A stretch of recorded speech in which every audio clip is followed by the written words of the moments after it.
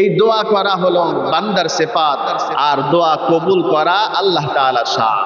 যেই ব্যক্তি আল্লাহর কাছে বেশি বেশি দোয়া করে, আল্লাহর কাছে যে ব্যক্তি বেশি বেশি চায়, রব্বুল আলামিন ওই ব্যক্তির উপরে রাজি এবং খুশি হয়ে যান। যদি কোনো মানুষ সর্বত্র সব সময় যদি মালিকের কাছে দোয়া করে, যখন যেটার প্রয়োজন হয় আল্লাহর কাছ থেকে যদি আগে মঞ্জুর করাইতে পারে, ওই ব্যক্তি আল্লাহ তাআলার কাছে বেশি মাহবুব হয়ে যায়। এজন্য আমরা প্রতিদিন 5 ওয়াক্ত নামাজে আল্লাহ রাব্বুল আলামিনের কাছে দোয়া করতে থাকি, সূরাতুল ফাতিহা তেলাওয়াত করি, এটাও একটা দোয়া। বান্দা যখন নামাজের মধ্যে সূরাতুল ফাতিহা তেলাওয়াত করে, আল্লাহ তাআলা আরশে মহল্লার মধ্যে বসে বসে বান্দার সূরাতুল ফাতিহার জবাব দিয়ে দেয়। আমরা যখন নামাজের মধ্যে পড়ে আলহামদুলিল্লাহি রাব্বিল আলামিন, সমস্ত প্রশংসার মালিক, যাবতীয় প্রশংসার মালিক মহান আল্লাহ রাব্বুল আলামিন, যিনি আসমান জমিনকে বানিয়েছেন, যিনি তামাম কুল কায়নাতকে বানিয়েছেন, যিনি মানুষ এবং জিন্নাতদেরকে বানিয়েছেন, সমস্ত প্রশংসা ওই মহান আল্লাহর জন্য। আল্লাহ তাআলা বান্দার এই তাসবিহের বিপরীতে রব্বুল আলামিন আরশে মহল্লা থেকে বলতে থাকেন, হামিদানি আব্দি, আমার বান্দা দেখো আমার প্রশংসা করেছে। ফেরেশতাদের মজলিসের মধ্যে গর্ব করে বলতে থাকেন, হামিদানি আব্দি, দেখো আমার বান্দা আমার প্রশংসা বর্ণনা করছে। আর রহমানির রহিম, তিনি রহমান রহিম। আল্লাহ রাব্বুল আলামিন বলেন, আসনা আলাইনা আব্দি, আমার বান্দা আমার প্রশংসা বর্ণনা করছে, আমার তাসবিহ পাঠ করছে। আমরা যখন বলি মালিক ইয়াউমিদ্দিন, যিনি কিয়ামত দিবসের মালিক, কিয়ামতের ময়দানে যখন কারোর কোনো রাজত্ব চলবে না, কারোর কোনো হুকুমত কাজে আসবে না, আল্লাহর নবী বলেন আল্লাহ রাব্বুল আলামিন এক হাতের মধ্যে আসমান মণ্ডলীকে ধারণ করবেন, আর এক হাতের মধ্যে জমিন সমূহকে ধারণ করবেন। 2 হাতের মধ্যে আসমান জমিন ধারণ করে আল্লাহ রাব্বুল আলামিন বলবেন, আইনাল জাব্বারুন আইনাল মুতাকাব্বিরুন, কোথায় আজকে সেই অহংকারী শাসকেরা, যারা আমার জমিনের মধ্যে আমার হুকুমতকে বাদ দিয়ে, আমার খেলাফতকে বাদ দিয়ে, আমার কোরআনের আইনকে বাদ দিয়ে নিজেদের মতো করে আইন বানিয়েছিল, আব্রাহাম লিঙ্কনের হুকুমতকে প্রতিষ্ঠা করেছিল, আজকে তারা কোথায়? অর্থাৎ রব্বুল আলামিন কিয়ামতের ময়দানে সমস্ত ক্ষমতার মালিক তিনি হবেন, কারোর কোনো ক্ষমতা ওই দিন চলবে না। ইয়াকা না'বুদু ওয়া ইয়াকা নাস্তাঈন, আমরা যখন নামাজের মধ্যে বলি রব্বুল আলামিন আমরা আপনার ইবাদত করি, আবার আপনার কাছেই আমরা সাহায্য প্রার্থনা করি। আল্লাহ রাব্বুল আলামিন ডাক দিয়ে বলেন, হাযা বাইনি ওয়া বাইনা আবদি, ও আমার বান্দা তুমি নামাজের মধ্যে আমার কাছে কি কি চাও, যা কিছু চাইবে আমি আল্লাহ কথা দিলাম তোমার সমস্ত চাওয়াগুলোকে আমি আল্লাহ পূরণ করে দিব। আমরা যখন বলি ইহদিনাস সিরাতাল মুস্তাকিম সিরাতাল্লাযীনা আন'আমতা আলাইহিম, ওগো রব্বুল আলামিন আমাদেরকে সিরাতে মুস্তাকিমের উপরে পরিচালিত করুন, আমাদেরকে সঠিক রাস্তার মধ্যে চালান। সিরাতাল্লাযীনা আন'আমতা আলাইহিম, যে রাস্তায় চলবার কারণে যাদেরকে আপনি পুরস্কৃত করেছেন, যাদেরকে আপনি ইনআম দান করেছেন, ওই সমস্ত মানুষদের রাস্তার মধ্যে আমাদেরকে পরিচালিত করুন। 4 শ্রেণীর মানুষদেরকে আল্লাহ তাআলা ইনআম দান করেছেন, পুরস্কৃত করেছেন। আল্লাহ তাআলার প্রিয় মাহবুব বান্দা হচ্ছেন 4 শ্রেণীর মানুষ। আল্লাহ রাব্বুল আলামিন বলেন, উলাইকা আন'আমাল্লাহু আলাইহিম মিনান নাবিয়্যিন والصديقين والشهداء والصالحين وحسن أولئك رفيقا। রব্বুল আলামিন বলেন, উলাইকা আন'আমাল্লাহু আলাইহিম মিনান নাবিয়্যিন, আমি পুরস্কৃত করেছি 4 শ্রেণীর মানুষদেরকে।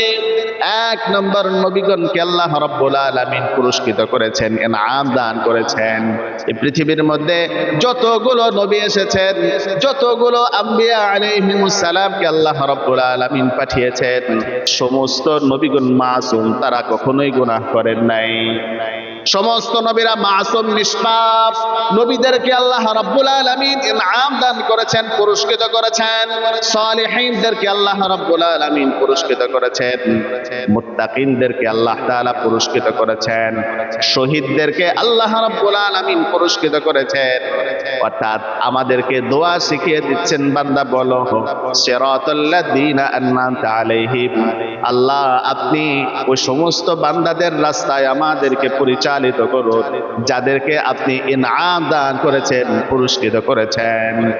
গায়রিল মাগদুবি আলাইহিম ওয়ালাদ-দাল্লিন, ওগো আল্লাহ তাদের রাস্তার মধ্যে আমাদেরকে চালাইবেন না, ওই সমস্ত মানুষদের রাস্তায় আমাদেরকে চালাবেন না যাদের উপরে আপনি রাগান্বিত হয়েছেন, গুসা হয়েছেন, যাদের উপরে আপনি গজব অবতীর্ণ করেছেন, তাদের রাস্তার মধ্যে আমাদেরকে পরিচালিত করবেন না।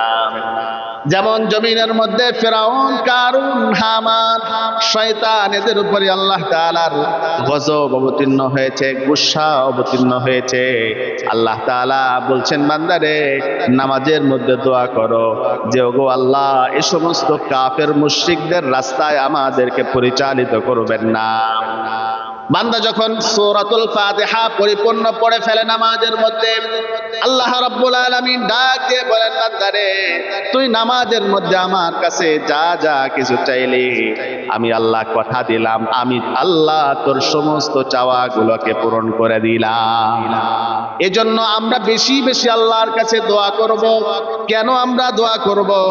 আল্লাহ রাব্বুল আলামিন বলেন, দোয়া আমি আল্লাহ তোমাদেরকে করতে নির্দেশ করেছি, এই জন্য তোমরা দোয়া করবে। وقال ربكم ادعوني استجب لكم ان الذين يستكبرون عن عبادتي سيدخلون جهنم داخرين। রব্বুল আলামিন বলেন, তোমরা আমি আল্লাহকে ডাকো, আমি আল্লাহর কাছে বেশি বেশি দোয়া করো। আমি আল্লাহকে যদি তোমরা ডাকো, আমি আল্লাহর কাছে যদি চাও, আস্তাজিব লাকুম, আমি আল্লাহ তোমাদের দোয়াগুলোকে কবুল করে নিব। ইন্নাল্লাযীনা ইস্তাকবিরুনা আন ইবাদাতি সায়াদখুলুনা জাহান্নামা দাখিরিন।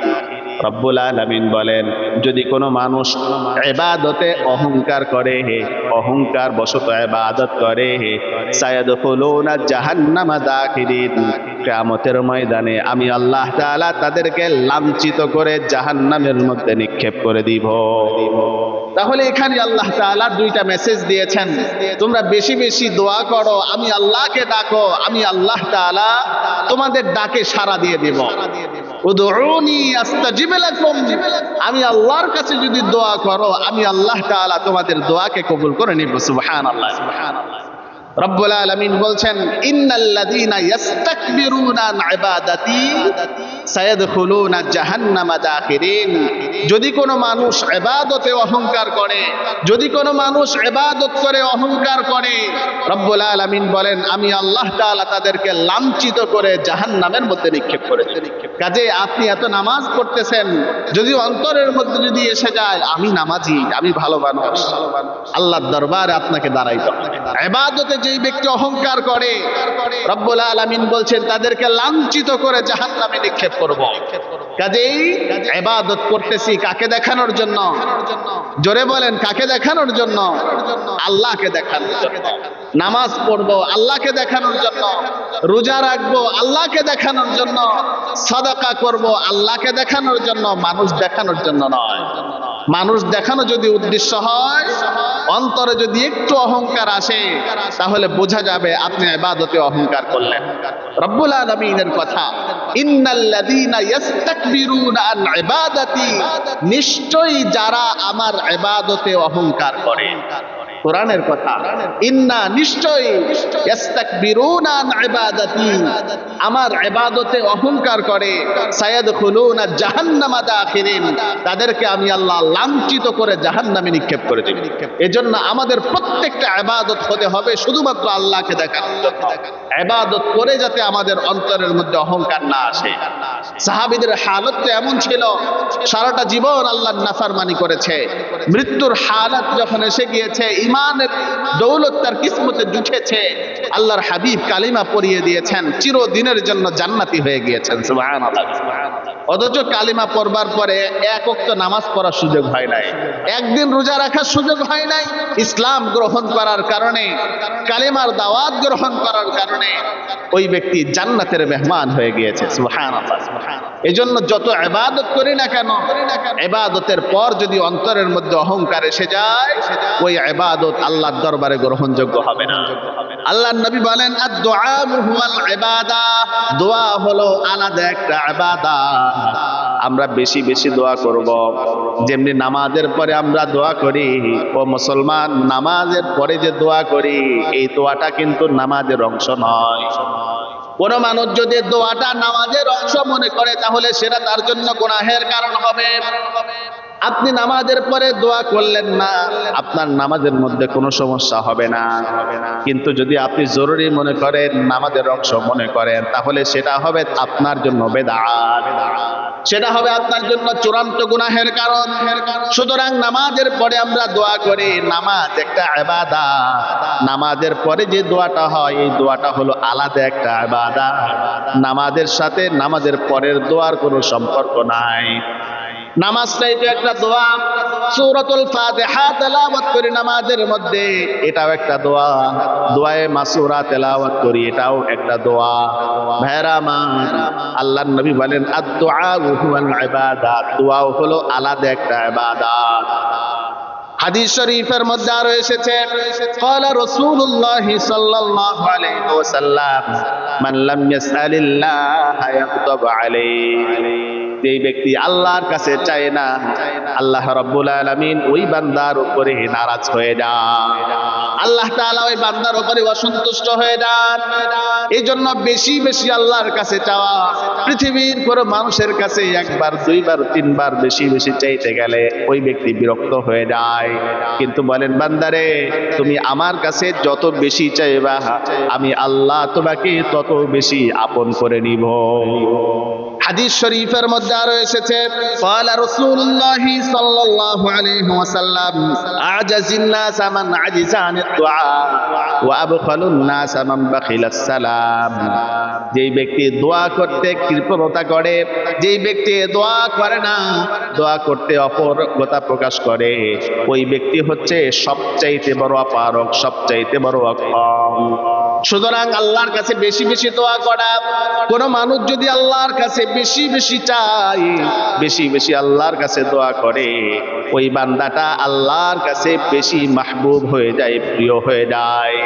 আল্লাহর নবী বলেন, আদ-দুআ সিলাহুল মুমিনিন, দোয়া হলো ইমানদারের হাতিয়ার, দোয়া হলো মুমিনের হাতিয়ার। এই দোয়ার মাধ্যমে মুমিন বড় বড় বিপদ থেকে নাজাত পাইতে পারে, বড় বড় মুসিবত থেকে নাজাত পাইতে পারে।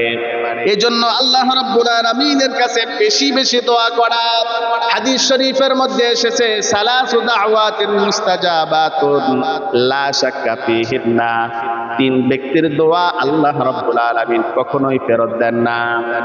এই তিন শ্রেণীর মানুষ যখন আল্লাহর দরবারে দোয়া করে, সাথে সাথে আল্লাহ রাব্বুল আলামিন তাদের দোয়াকে কবুল করে নেন।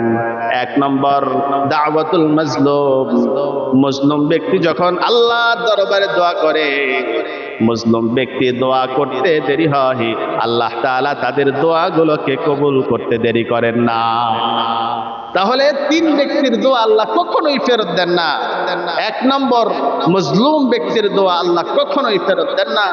মজলুম ব্যক্তি যখন দোয়া করে, আল্লাহ তাআলা সাথে সাথে মজলুমের দোয়াগুলোকে কবুল করে নেন। সুবহানাল্লাহ। দুই নম্বর, মুসাফিরের দোয়া আল্লাহ কখনোই ফেরত দেন না, সাথে সাথে কবুল করে নেন। তিন নম্বর, মা বাবা যদি ছেলে সন্তানের জন্য দোয়া করে, সাথে সাথে আল্লাহ তাআলা দোয়াকে কবুল করে নেন। তাহলে তিন শ্রেণীর ব্যক্তির দোয়া কবুলের গ্যারান্টি রয়েছে। আল্লাহ রাসূল বলেছেন, মজলুম ব্যক্তি দোয়া করলে আল্লাহ দোয়া কবুল করে নেন, মুসাফির ব্যক্তি দোয়া করলে দোয়া কবুল করে নেন, বাবা মা যদি ছেলে সন্তানের জন্য দোয়া করে, সাথে সাথে আল্লাহ তাআলা দোয়াকে কবুল করে নেন।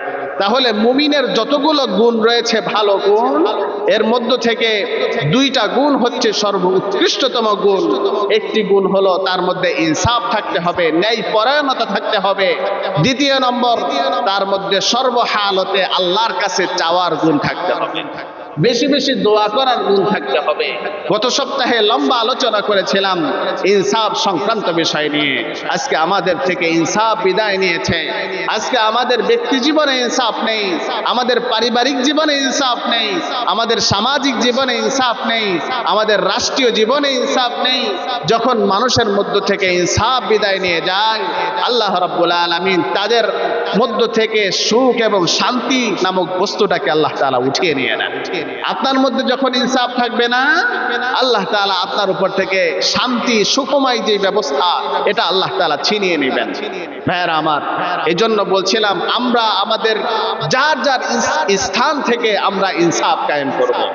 রাস্তায় চলছি, সেখানেও ইনসাফ কায়েম করা। আমার সামনে যে কোনো মানুষ যাতে জুলুমের শিকার না হয়, আমি দাঁড়িয়ে যাব সাথে সাথে। অনেকে বলে আমি নিজে বাঁচি নাই, নিজে বাঁচা পরের নাম, একটা কথা আছে না? এটা কখনো মুমিনের কথা হইতে পারে না। আপনার সামনে যখন কোনো অন্যায় হয়ে যাবে, রাসূল বলেছেন তোমার সাধ্য থাকলে হাত দিয়ে প্রতিরোধ করবে, সাধ্য না থাকলে হাত দিয়ে, তাহলে জবান দিয়ে প্রতিরোধ করো, ধমক দিয়ে বসিয়ে দাও। জবান দিয়েও যদি প্রতিরোধ করার সুযোগ সক্ষমতা না থাকে, অন্তরে তার ব্যাপারে ঘৃণা পোষণ করো।